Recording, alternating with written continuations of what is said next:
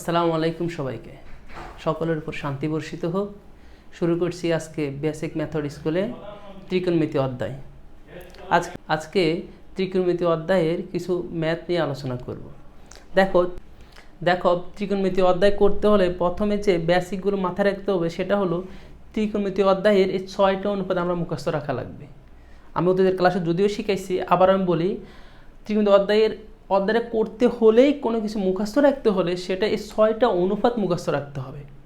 তাহলে আমরা এটা জানি, sine theta, cos theta, tan theta, cot theta, sec theta এবং কোসেক থিটা।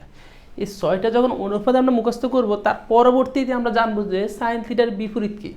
আমরা জানি সাইন থিটার বিপরীত হলো কোসেক থিটা, সাইনের বিপরীত কোসেক থিটা, এবং কস থিটার বিপরীত কি সেক থিটা, এবং ট্যান থিটার বিপরীত কি কট থিটা। তাহলে আমরা এখান থেকে যদি দেখি, সাইন থিটার বিপরীত হলো কোসেক থিটা, কস থিটার বিপরীত হলো সেক থিটা, ট্যান থিটার বিপরীত হলো কট থিটা। আমরা এতটুকু বুঝছি? আচ্ছা, ঠিক আছে। তার পরবর্তী দেখো এগুলো আলোচনা করি। সাইন থিটার বিপরীত কোসেক থিটা। তাহলে দেখো এটা মিনিং বুঝে কি, সাইন থিটার সমান বিপরীত যেহেতু, তাহলে এটা নিচে, তাহলে 1/cosec থিটা। তাহলে এটা বুঝো সাইন থিটার বিপরীত হলো 1/cosec থিটা। দেখো আবার কোসেক থিটা মানে কোসেক থিটার বিপরীত কি বলো দেখি। তাহলে সাইন থিটার বিপরীত হলো 1/cosec থিটা, এবং কোসেক থিটার বিপরীত হলো 1/sin থিটা। আশা করি একটু ক্লিয়ার। তাহলে আমরা বুঝি যে সাইন থিটার বিপরীত যদি কোসেক থিটা হয়, কোসেক থিটার বিপরীত হবে সাইন থিটা, কস থিটার বিপরীত যদি সেক থিটা হয়, সেক থিটার বিপরীত হবে কস থিটা, ট্যান থিটার বিপরীত যদি কট থিটা হয়, কট থিটার বিপরীত হবে ট্যান থিটা।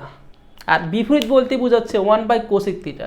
তাহলে কট থিটার বিপরীত হবে 1/tan থিটা, সেক থিটার বিপরীত হবে 1/cos থিটা, এবং কোসেক থিটার বিপরীত হবে 1/sin থিটা। সেম তার বিপরীত, ট্যান থিটার বিপরীত হবে 1/cot থিটা, কস থিটার বিপরীত হবে 1/sec থিটা, এবং সাইন থিটার বিপরীত হবে 1/cosec থিটা।